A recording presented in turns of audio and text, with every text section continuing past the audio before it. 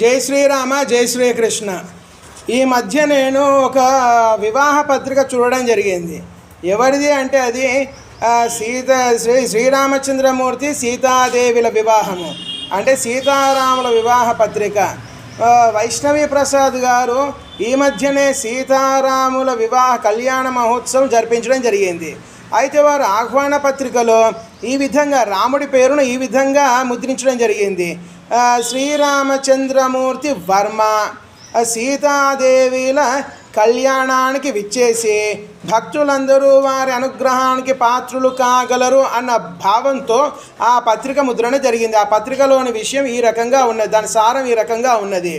అయితే ఇక్కడ అంత బాగానే ఉన్నది, కాకపోతే ఒక సంశయం అనేది కొందరు మనసుల్లో ఉదయించింది. ఏమిటంటే శ్రీరామచంద్రమూర్తి వర్మ అంటే శ్రీరామచంద్రమూర్తి పక్కన వర్మ అన్న పదప్రయోగం చేయొచ్చా చేయకూడదా అన్న సంశయాన్ని కొందరు లేవనెత్తడం జరిగింది. దానికి సంబంధించిన నిర్ధారణే ఈ చిత్రముద్రణ. రాముడి పక్కన శ్రీరామచంద్రమూర్తి పక్కన వర్మ అన్న పదప్రయోగం చేయొచ్చా లేదా? అసలు వర్మ అంటే అర్థం ఏమిటి? వర్మిన్ అంటే కవచము అని అర్థం సంస్కృతంలో. మరి వర్మ అంటే ఎవరైతే కవచాన్ని ధరిస్తారో వారు వర్మ అని అర్థము. మరి ఎవరు కవచాన్ని ధరిస్తారు? యుద్ధానికి వెళ్ళేవారు మాత్రమే కవచాన్ని ధరిస్తారు. ఎవరు యుద్ధానికి వెళుతారు? రాజ్యపాలన చేసేవారే యుద్ధానికి వెళుతారు. మరి రాజ్యపాలన చేసేవారు వర్ణ ప్రకారము ఏ వర్ణంలోకి రావడం జరుగుతుంది? క్షత్రియ వర్ణంలోకి రావడం జరుగుతుంది. అంటే క్షత్రియుల పేరు పక్కన ప్రత్యయంగా వర్మ అన్న పదప్రయోగము నిస్సందేహంగా నిస్సంశయంగా చేయవచ్చు. సరే, నిఘంటువు యొక్క అర్థం ఈ రకంగా ఉన్నది. మీరు ఏ సంస్కృత నిఘంటువు తీసుకున్నా కానీ ఖచ్చితంగా వర్మ అంటే కవచధారి అని, క్షత్రియులు మాత్రమే కవచాన్ని ధరిస్తారని, అంటే క్షత్రియులే యుద్ధ ఆరుహులని, యుద్ధాలు చేసేవారు వారే అని వాళ్ళను వర్మ అని సంబోధించడం జరుగుతుంది. మరి వివాహ క్రతువులో వర్మ అన్న పదప్రయోగం చేయొచ్చా చేయకూడదా అన్న సంశయానికి ఇది నివృత్తి. ఏ రకంగా అంటే వివాహం జరుగుతున్న సమయంలో రాముడి ప్రవరణ సీతా ప్రవర ఇద్దరి ప్రవరలు కూడా చదవడం ఆనవాయితీ. వేద పండితులు ఎవరైనా కానీ ఈ ప్రవరలు ఖచ్చితంగా చదవడం జరుగుతుంది సీతారాముల కళ్యాణ సందర్భంలో. అయితే శ్రీరాముడి ప్రవరణ కనుక ఒకసారి మనం చూసినట్టయితే మన సందేహం నివృత్తి అయిపోతుంది.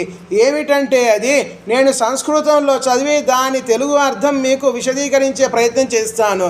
చతుస్సాగర పర్యంతం గోబ్రాహ్మణేభ్యః శుభం భవతు వాసిష్ఠ మైత్రావరుణ కౌండిన్యత్రయ ఆర్షేయ ప్రవరాన్విత వశిష్ఠ గోత్రోద్భవాయ నాభాగ మహారాజ వర్మణో నప్త్రే అజ మహారాజ వర్మణ పౌత్రాయ దశరథ మహారాజ వర్మణ పుత్రాయ శ్రీరామచంద్ర స్వామినే కన్యార్థినే వరాయ. ఇది శ్రీరాముడి యొక్క ప్రవర వివాహ సందర్భంలో చదివేది. అంటే దీని అర్థం ఏమిటి? చతుస్సాగర పర్యంతం అంటే 4 సాగరాల వరకు గోబ్రాహ్మణేభ్య శుభం భవతు, గోబ్రాహ్మణులందరికీ శుభం కలుగుగాక. మరి శ్రీరాముడు ఆయన పూర్వీకులు ఏ గోత్రంలో పుట్టడం జరిగింది, ఏ గోత్రంలో ఉద్భవించడం జరిగింది అంటే వాసిష్ఠ మైత్రావరుణ కౌండిన్యత్రయార్షేయ ప్రవరాన్విత వశిష్ఠ గోత్రోద్భవయ. వశిష్ఠ గోత్రోద్భవంలో ఉద్భవించిన వారు శ్రీరాముడు వారి పూర్వీకులు. ఆ శ్రీరాముని యొక్క ముత్తాత పేరు నాభాగుడు, శ్రీరాముడి యొక్క తాత పేరు అజుడు, శ్రీరాముడి యొక్క తండ్రి పేరు దశరథుడు. ఇది అందరికీ తెలిసింది. మరి ప్రవరలో తాత ముత్తాతల పేర్లు కూడా తీసుకోవడం అన్నది ఆనవాయితీ. అందుకే ప్రవర ఈ రకంగా ఉంటుంది.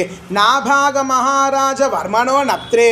చాలా స్పష్టంగా ఇక్కడ నాభాగ మహారాజ వర్మణో నప్త్రే అంటే నాభాగ మహారాజ వర్మ యొక్క ముని మనవడైన శ్రీరామునకు అజ మహారాజ వర్మణ పౌత్రాయ, అజ మహారాజ వర్మ యొక్క పౌత్రుడైన మనవడైన శ్రీరామునకు దశరథ మహారాజ వర్మణ పుత్రాయ, దశరథ మహారాజ వర్మ యొక్క పుత్రుడైన శ్రీరామచంద్రునకు శ్రీరామచంద్ర స్వామినే కన్యార్థినే వరాయ, వరుడైన శ్రీరామచంద్రునకు ఇది శ్రీరాముని యొక్క ప్రవర వేద పండితులు సుస్పష్టంగా చదవడం జరుగుతుంది.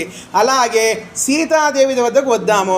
మరి సీతాదేవి వంశజులు పూర్వీకులు కూడా క్షత్రియులే అవుతారా అంటే మరి జనకుడు మహారాజే కాబట్టి మహారాజులు ఎవరైనా వర్ణాన్ని బట్టి వర్ణాధారంగా క్షత్రియులు అవడం జరుగుతుంది.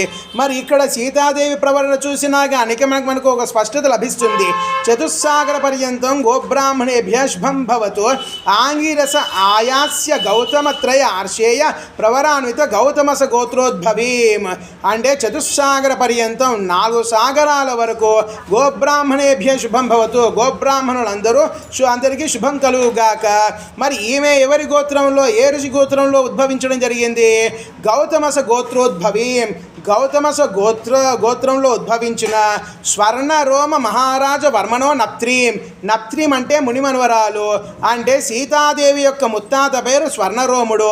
స్వర్ణరోమ మహారాజ వర్మణ నప్త్రీం అంటే స్వర్ణరోమ మహారాజ వర్మ యొక్క మునిమన్వరాలైన సీతను హ్రస్వరోమ మహారాజ వర్మణ పౌత్రీం. హ్రస్వరోమ మహారాజు వర్మ యొక్క మనవరాలైన సీతను జనక మహారాజ వర్మణ పుత్రీం. జనక మహారాజు వర్మ యొక్క పుత్రి సీతాదేవిని సీతాదేవి నామ్ని వరార్ధినీం కన్యాం. అంటే ఈ పేరు గల సీతాదేవి అని పేరు గల వరార్ధినీం కన్యాం, ఈ కన్యను అన్న ప్రవర సీతాదేవికి చెందింది. ఈ రకంగా ప్రవరలోనే వర్మ వర్మ వర్మ అని పదే నాభాగవర్మ, అజవర్మ, దశరథ వర్మ, స్వర్ణరోమ వర్మ, హ్రస్వరోమ వర్మ, జనక వర్మ అని ఇంత సుస్పష్టంగా ఉన్న తర్వాత పత్రికలో వర్మ అని ముద్రణ పడడంలో ఎటువంటి దోషము లేదు. దీంట్లో తప్పు పట్టాల్సిన అవసరం అంతకన్నా లేదు. కాబట్టి వారు వైష్ణవీ ప్రసాద్ గారు చేయించిన సీతారాముల కళ్యాణోత్సవం సందర్భంగా ముద్రించిన వివాహ పత్రికలో శ్రీరామచంద్రమూర్తి వర్మ అన్న ప్రయోగము కించిత్ మాత్రము దోషం, అందులో కించిత్ మాత్రము దోషం లేదని ఈ ప్రవరణ ద్వారా మనకు సంపూర్ణంగా నిర్ధారణ అవుతుంది. వైష్ణవీ ప్రసాద్ గారు ఇటువంటి ధార్మిక కార్యక్రమాలు ఎన్నో చేస్తూ ఉంటారు. వారు సహృదయులు, మానవతావాది. వారు ఇంత విశాలంగా ఇంతమందికి అన్నదానాలు చేస్తూ ఇంతమందితో సహృదయతతో ఉంటూ అందరితో మంచిగా మసులుకుంటూ సనాతన సంస్కృతి వృద్ధ్యర్థం, సనాతన సంస్కృతి ఔన్నత్యాన్ని లోకానికి చాటే విధంగా వారి కార్యక్రమాలు ఎప్పుడూ ఉంటూ ఉంటాయి.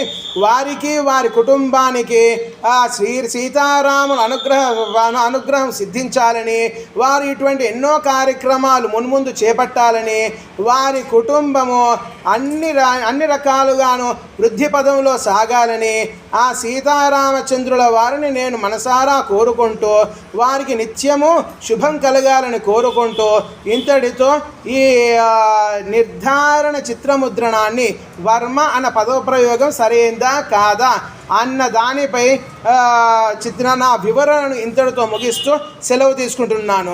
జై శ్రీరామ, జై శ్రీకృష్ణ.